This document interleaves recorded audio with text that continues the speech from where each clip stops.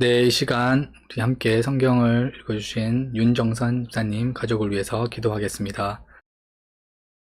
참 좋으신 하나님 감사합니다. 오늘도 우리에게 새날을 허락해 주시고 함께 예배할 수 있게 인도해 주셔서 감사합니다.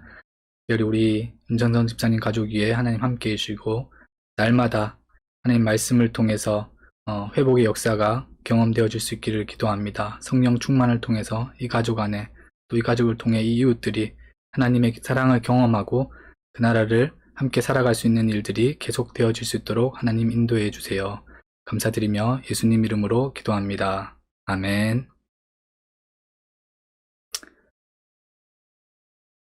안녕하세요. 처음으로 인사를 드리네요. 방송을 타려고 하니까 약간 긴장이 되지만 함께 하나님을 예배하는 귀한 시간이 되었으면 좋겠습니다.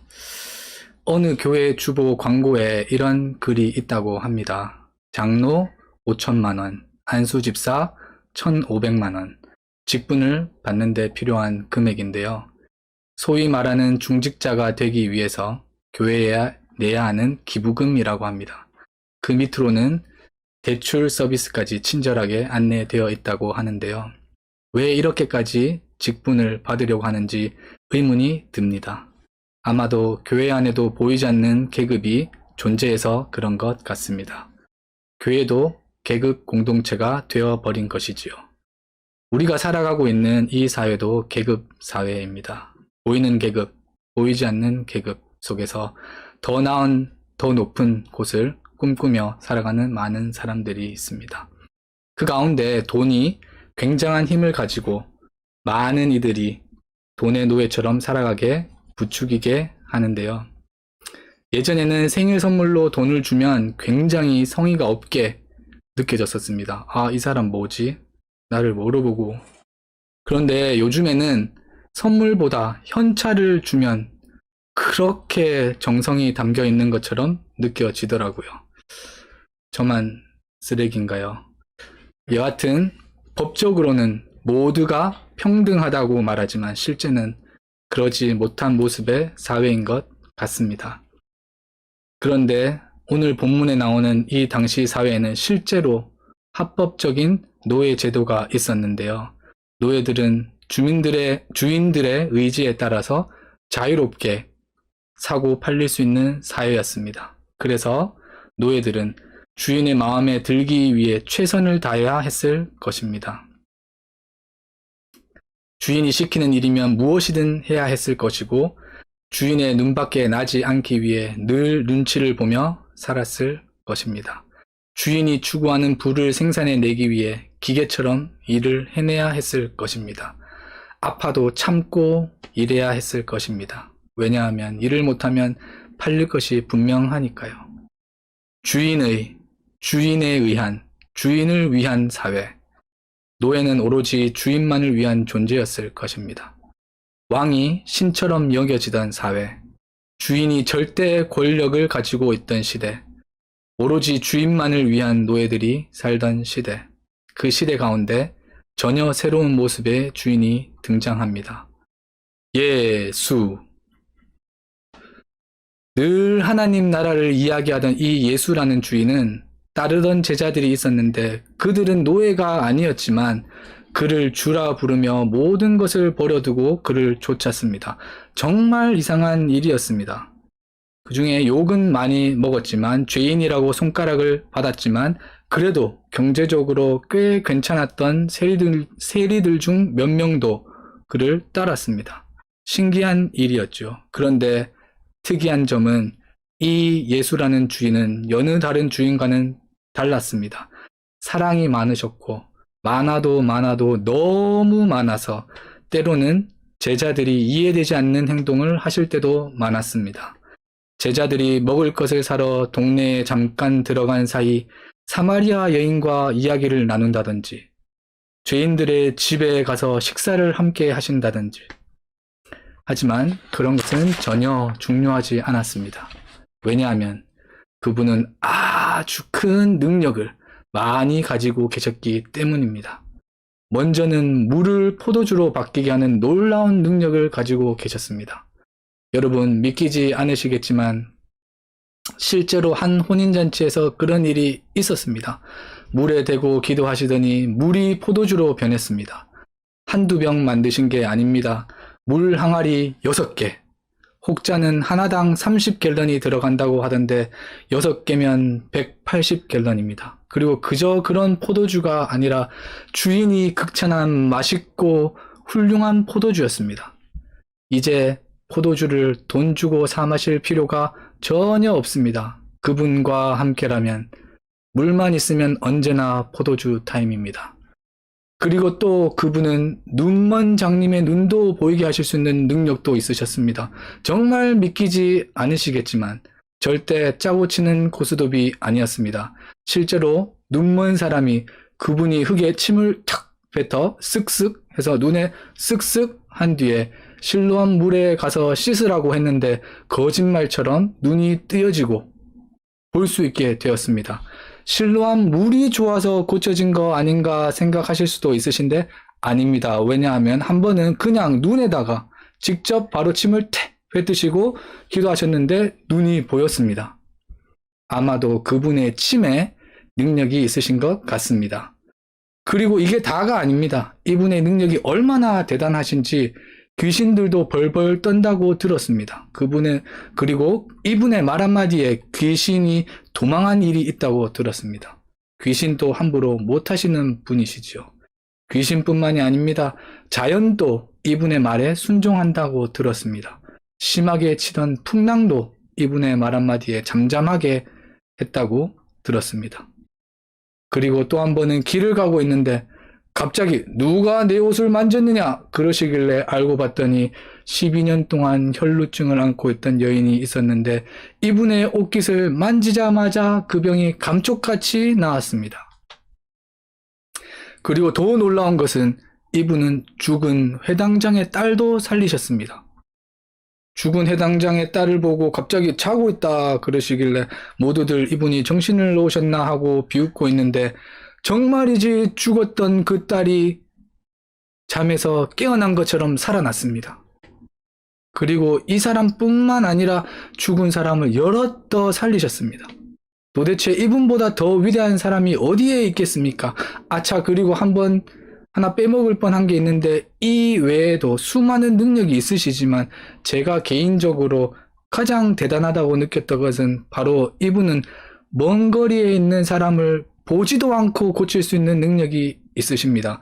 한 번은 길에서 백부장이 보낸 장로들이 와서는 백부장의 종이 아프다고 낫게 해달라고 해서 그 집으로 가시는 중에 갑자기 또 그 백부장의 친구들이 와서는 수고스럽게 오실 필요 없이 그냥 말씀만 하셔도 종을 낫게 할 것 같다고 이야기하니까 갑자기 이 백부장의 믿음이 좋다 그러시더니 그 종이 나왔습니다. 보지도 않고 멀리 있는 사람도 말 한마디에 고쳐지는 이분. 세상에 이보다 더 위대하고 멋있는 사람이 있겠습니까? 그런데 들어보니 이 분이 새 나라를 세운다는 소문이 있습니다. 나는 무조건 그 나라에 가서 살 겁니다. 이야, 그분이 세우실 나라 생각만 해도 너무 기대되고 행복합니다. 이제야 왜 이분의 제자들이 모든 걸 버려두고 이분을 쫓았는지 이해가 됩니다. 그분이 세우실 나라라면 나도 내 한평생 목숨 바쳐 그 나라를 위해 살 겁니다. 그 누구도 로마 놈들도 이 나라를 건드리지 못할 테니까요. 그런데 이게 웬일입니까? 예수가 로마 군대 병정들과 성전 경비병들에게 체포되었다는 이야기를 들었습니다. 그 많던 능력이 갑자기 사라진 것일까요? 그리고 도대체 왜 체포된 것인지 알아보니 자기가 하나님의 아들이라고, 하나님과 동급이라고 말실수를 한 것 같아 보입니다. 얼마 지나지 않아서 빌라도 총독에게 끌려갔습니다. 다행히 빌라도가 살인자 한 명과 예수 둘 중에 한 명을 살려주겠다고 합니다. 빨리 풀려나 능력을 회복해서 다시 새 나라를 세워줬으면 좋겠습니다. 그런데 이게 또 웬일입니까? 대제사장들에게서 예수를 십자가에 못 박으라는 메시지가 전달이 됩니다. 그러더니 갑자기 대제사장들과 성전 경비병들이 소리치기 시작합니다. 예수를 십자가에 못 박아라! 예수를 십자가에 못 박아라! 이건 아닌 것 같지만 대제사장들 눈밖에 나서 좋을 건 없기에 대의를 따르기로 결심하고 나도 같이 소리칩니다. 예수를 십자가에 못 박아라! 예수를 십자가에 못 박아라! 이렇게 내가 꿈꾸던 그 나라는 십자가로 끝나버렸습니다. 시간이 흘러 2달쯤 지났을 때였습니다. 여느 때처럼 저는 기도 시간이 되어 성전에 기도하러 가는데 미문에 앉아있는 안전뱅이가 보입니다. 정말 불쌍한 사람입니다. 날 때부터 안전뱅이로 태어나서 평생을 걷지도 못하고 저렇게 살아야 하니 너무 불쌍합니다. 부모의 죄 때문에 날 때부터 부정하게 태어난 것 같아 안타깝습니다.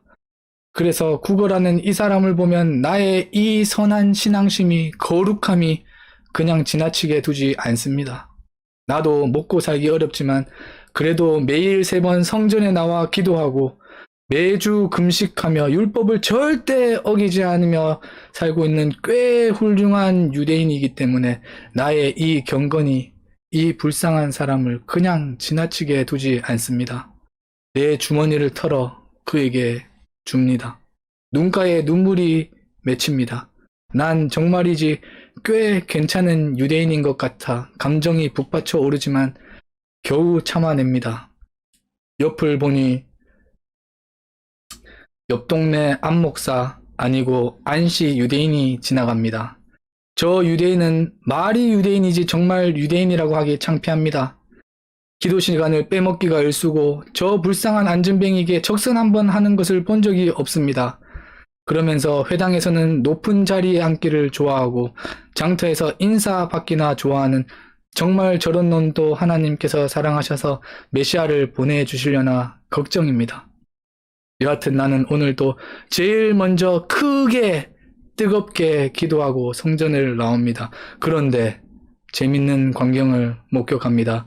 그 능력만 았던 하지만 끝내 대제사장의 눈밖에 나서 십자가에 죽은 예수라는 선생을 따르던 베드로와 요한이라는 제자들이 안전뱅이와 이야기를 하고 있습니다.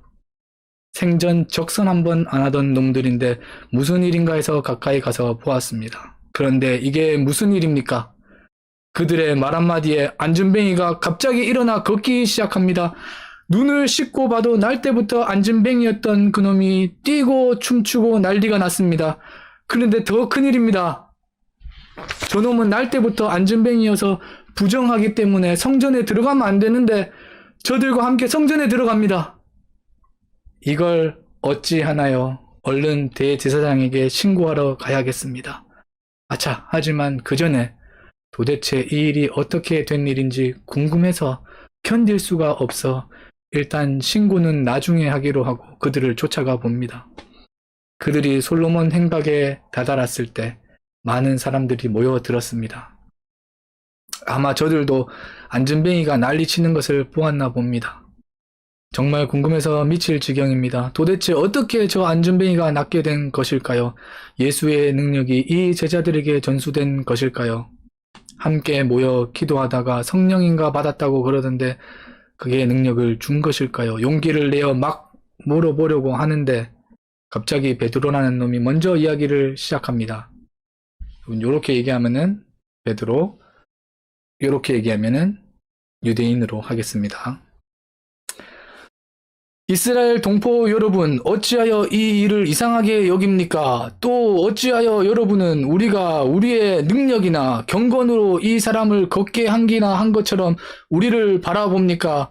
아브라함의 하나님과 이삭의 하나님과 야곱의 하나님, 곧 우리 조상의 하나님께서 자기의 종 예수를 영광스럽게 하셨습니다.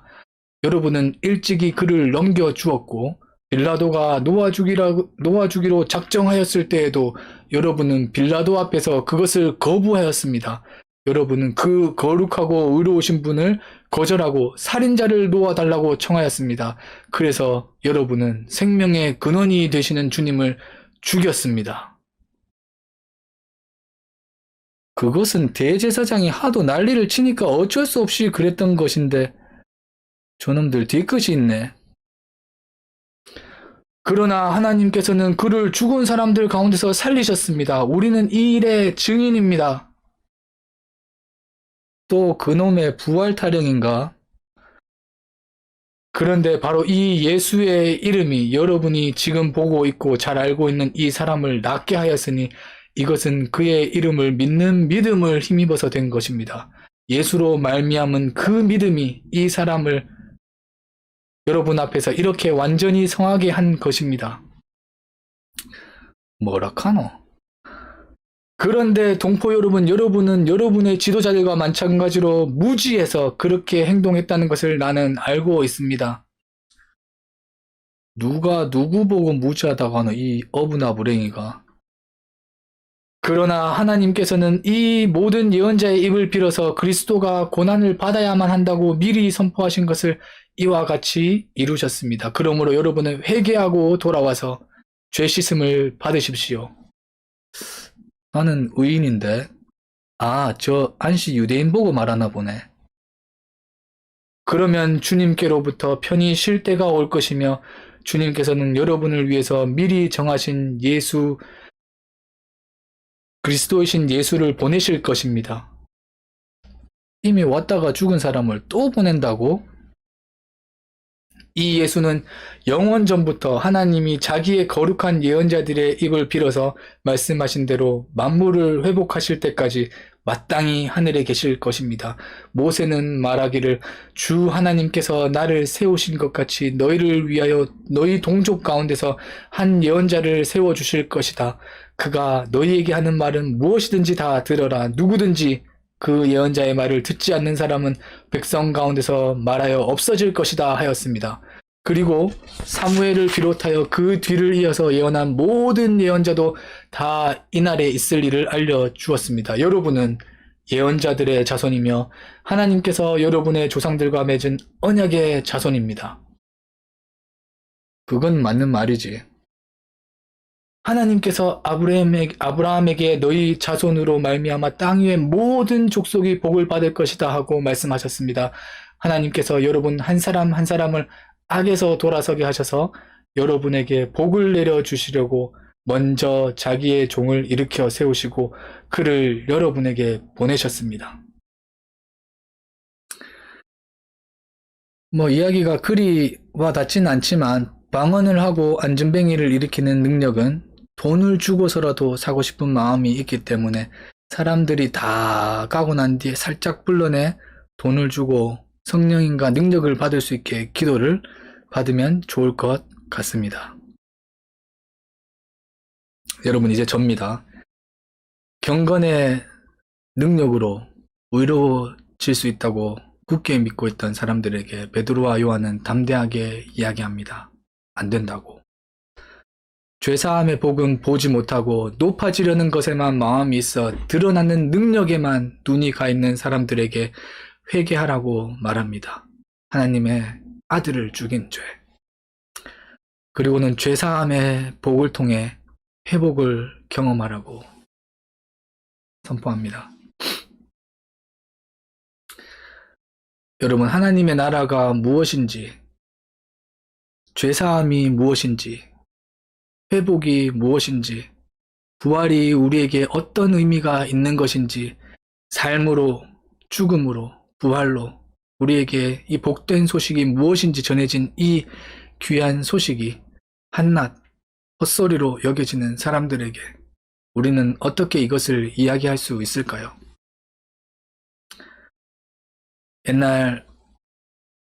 어느 날 두 사람이 길을 가다가 다툼이 일어났습니다. 한 사람은 4 곱하기 7은 27이라고 주장하였고 또 다른 한 사람은 4 곱하기 7은 28이라고 주장하였습니다. 뭐가 답인지 고민하시지 마시고 제 얘기를 계속 들으시면 될 것 같습니다. 한참을 다투던 둘은 답답하고 화가 난 나머지 마을 사또께 찾아가 시시 비비를 가려줄 것을 요청하였습니다. 사또가 한심스러운 표정으로 둘을 쳐다본 뒤 첫 번째 사람에게 물었습니다. 4 곱하기 7은 27이라고 하였느냐? 그 사람이 대답합니다. 예, 당연한 사실을 글쎄 이놈이 자꾸 28이라고 우기지 뭡니까? 그러자 사또는 다음과 같이 선고하였습니다. 27이라고 한 사람은 풀어주고 28이라고 한 사람은 곤장 한 대를 쳐라. 27이라고 말한 사람은 28이라고 말한 사람을 놀리면서 그 자리를 떠났고 28이라고 한 사람은 억울하게 곤장 한 대를 맞았습니다. 왜 맞았지 이러고 있으시면 안 됩니다. 지금 곤장을 맞은 사람이 사또께 억울함을 하소연하자 사또의 대답이 이렇습니다. 4 곱하기 7은 27이라고 말하는 어리석은 놈이랑 싸운 네 놈이 더 어리석은 놈이 아니냐. 개와 싸워서 이기면 개보다 더한 놈이 되고 개와 싸워서 지면 개만도 못한 놈이 되고 개와 싸워서 비기면 개 같은 놈이 된다는 것을 알아야 한다. 그래서 너를 곤장 한 대를 쳐서 지혜를 깨닫게 하려 했느니라. 이야기를 보면서 저는 예전에 처음 든 생각이 그렇지 100번 말해도 내가 믿는 이 복음을 저 믿지 않는 사람들은 이해할 수 없겠지.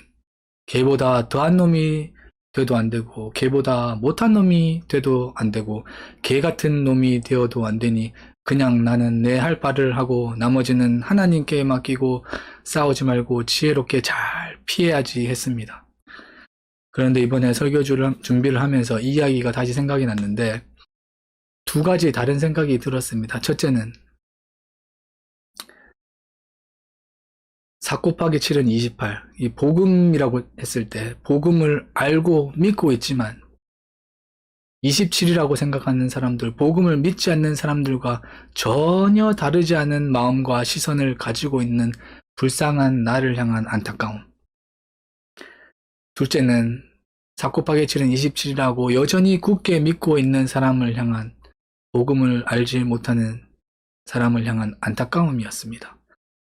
나에게는 은혜로 알아지고 믿게 된 이 귀한 복음이 왜 저 사람은 믿어지지 않을까? 나에게 값없이 주어진 죄사함의 복이 왜 저 사람에게는 경험되지 못할까? 내가 경험한 이 놀라운 하나님의 사랑이 왜 저 사람에게는 경험되지 않았을까? 저 사람이 자라난 배경이나 환경이 마음의 벽이 되었을까?